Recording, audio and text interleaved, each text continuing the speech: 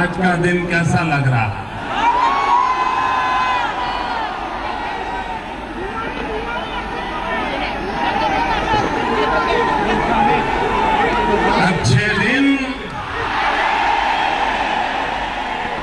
अच्छे दिन, वाह।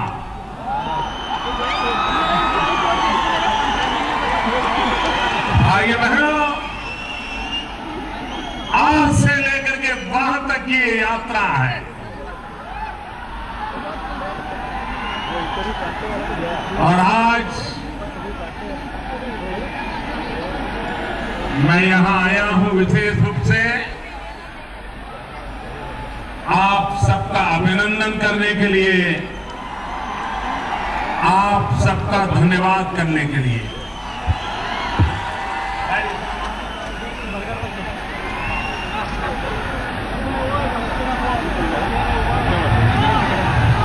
भाइयों बहनों, इस चुनाव में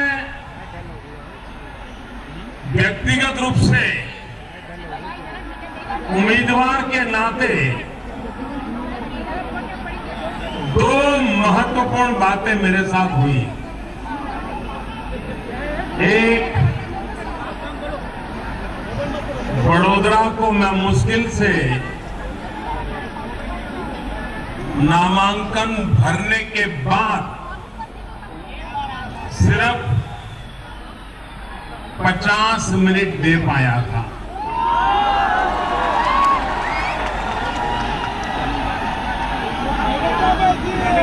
और आपने 5,70,000 वोट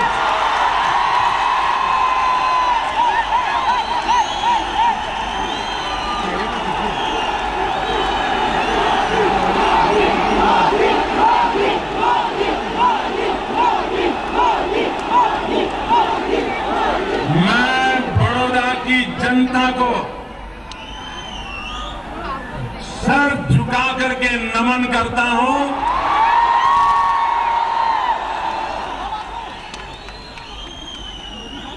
आपने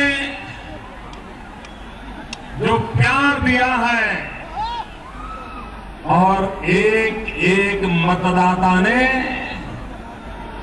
नरेंद्र मोदी बन के काम किया है।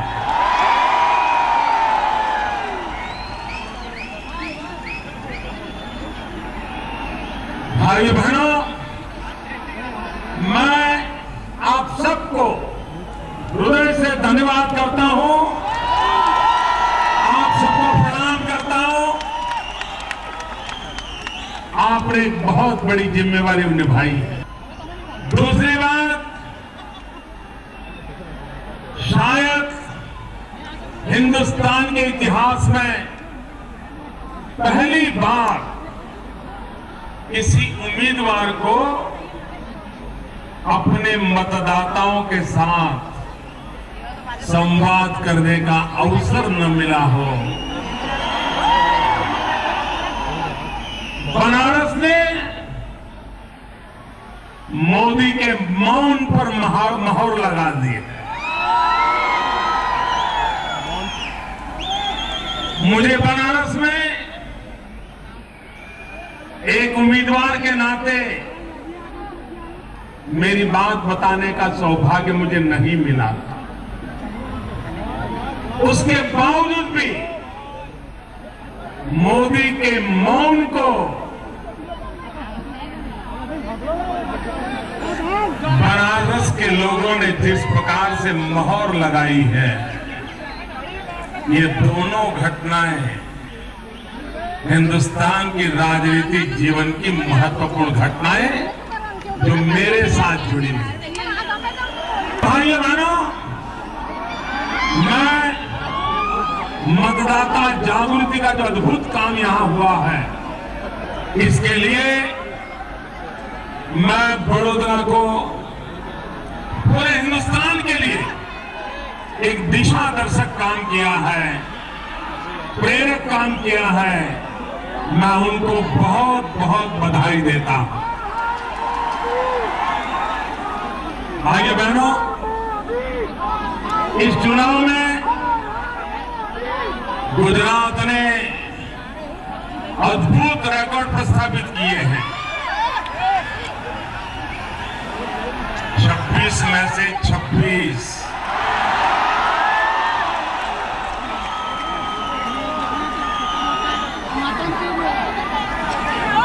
पहले जब बोलते थे ना तो कुछ लोग हमारा मजाक उड़ाते थे, और मैं बताता हूं 26 में से अगर 25वीं आती ना तो कल हमारी धुलाई हो जाती। भाजपा वालों के सारी बातें बेकार गई। 26 का दावा करते थे, मुश्किल से 25। मैं गुजरात की जनता का आभारी हूं। उन्होंने 26 में से 26 सीटें देकर के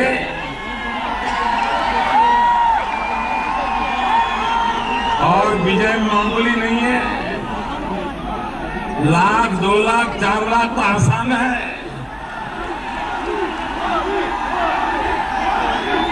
मुझे बताया गया कि गुजरात में मतदाताओं ने भाजपा के पक्ष में 59+% यानी करीब करीब 60% पोलिंग किया। 60%। ये हिंदुस्तान के लोकतंत्र की एक नई मिसाल है। ये नई मिसाल है भाई। ये चुनाव अनेक रूप से महत्वपूर्ण है। मैं नहीं जानता हूं, मैं बहुत व्यस्त था, इसलिए आज मीडिया रिपोर्ट क्या थे, टीवी डिबेट क्या था, उसके मुझे पता नहीं है। इसलिए अगर ये बात आ गई हो तो जिन्होंने भी इस बात को उजागर किया होगा मैं उनका अभिनंदन करता हूं। अगर नहीं किया है तो भाइयों बहनों, देश आजाद होने के बाद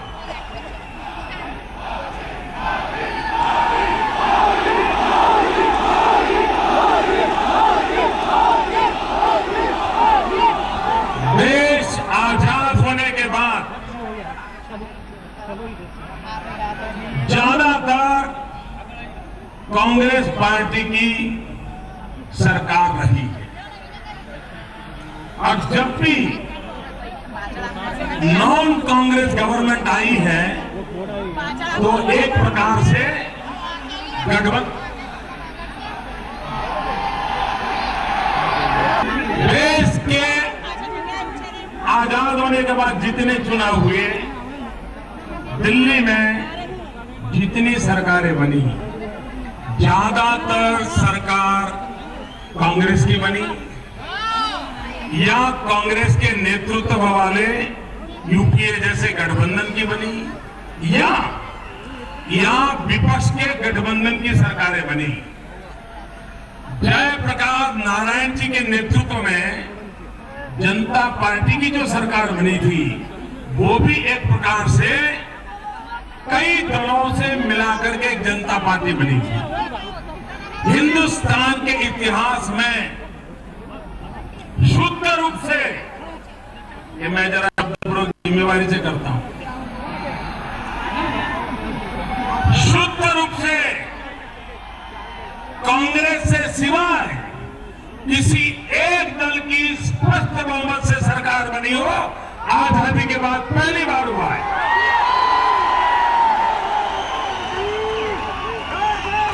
मैं नहीं जानता हूं पॉलिटिकल पंडितों का इस पर ध्यान गया कि नहीं गया। भाइयों बहनों, आजादी के बाद जनता पार्टी भी इमरजेंसी में कई दलों को मिलाकर के एक प्लेटफॉर्म बनाया गया। ये पहला चुनाव है जो शुद्ध रूप से सन 52 से कांग्रेस की विचारधारा के खिलाफ लड़ाई लड़ने वाला, राष्ट्रवादी विचारधारा को लेकर के चलने वाला, एक वैचारिक अधिष्ठान पर खड़ा हुआ दल इस चुनाव के मैदान में हिंदुस्तान की जनता के आशीर्वाद पाने में सफल हुआ। भाई बहनों, अब तक देश में जितने चुनाव हुए हैं ज्यादातर उसका नेतृत्व उन लोगों के पास था जो आजाद हिंदुस्तान में पैदा नहीं हुए थे। आजादी के पहले पैदा हुए थे, उनके पास हर चुनाव में नेतृत्व रहता था। ये पहला चुनाव है जिसका नेतृत्व आजादी के बाद जो पैदा हुए उनके हाथ में था।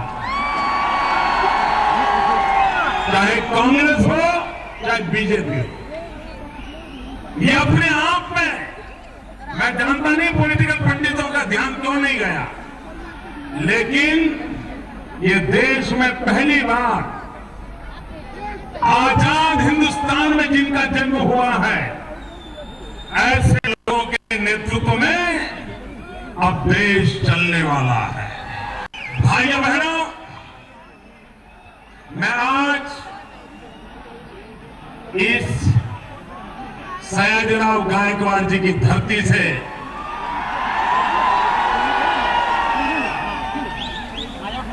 देशवासियों को विश्वास दिलाना चाहता हूं कि हमें आजादी के लिए मरने का सौभाग्य नहीं मिला। हमें आजादी के लिए जेल जाने का सौभाग्य नहीं मिला। हमें आजादी के जंग में अंग्रेज सल्तनत के जुल्मों को सहने का सौभाग्य नहीं मिला। लेकिन भले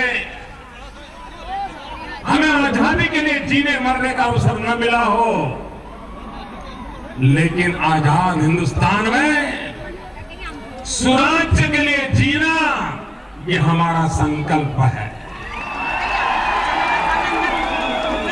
हम स्वराज्य के लिए मर नहीं पाए, लेकिन स्वराज्य के लिए जी सकते हैं। देश के लिए मरने का सौभाग्य नहीं मिला, लेकिन देश के लिए जीने का सौभाग्य मिला है।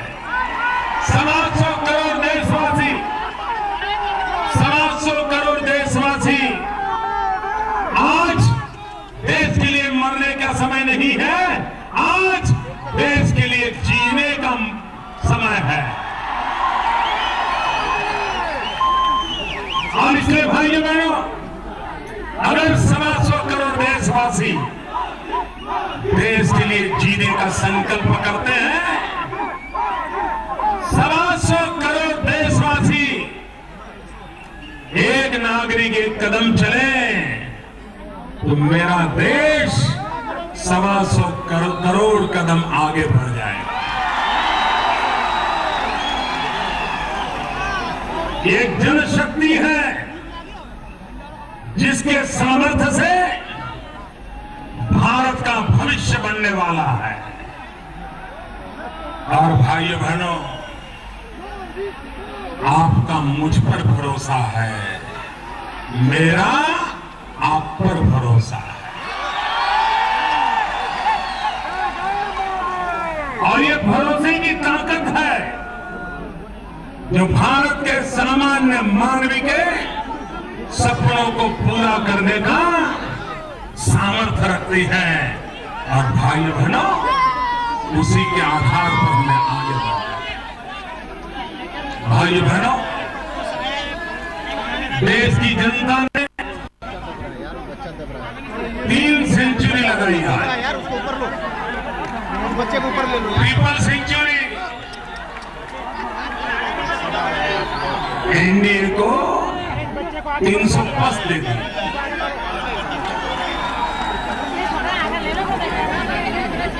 देश की जनता का मैं बहुत आभारी हूं। मैं प्रारंभ से कहते आया हूं कि जो सरकार होती है वो सरकार किसी दल की नहीं होती है। सरकार देश की है। सरकार कुछ विशेष लोगों की की नहीं होती है, सरकार 125 करोड़ देशवासियों की होती है। सरकार किसी एक भूभाग की नहीं होती। सरकार आ सेतु हिमाचल से लेकर के कन्याकुमारी तक और कच्छ से लेकर के कामरूप तक पूरे हिंदुस्तान की होती है। सरकार के लिए न कोई अपना होता है, सरकार के लिए न कोई पराया होता है। 125 करोड़ देशवासी ये हमारे अपने होते हैं। उन्हीं का कल्याण, उन्हीं का सुख, उन्हीं की जिंदगी में बदलाव लाना ये सरकार की प्राथमिकता होती है।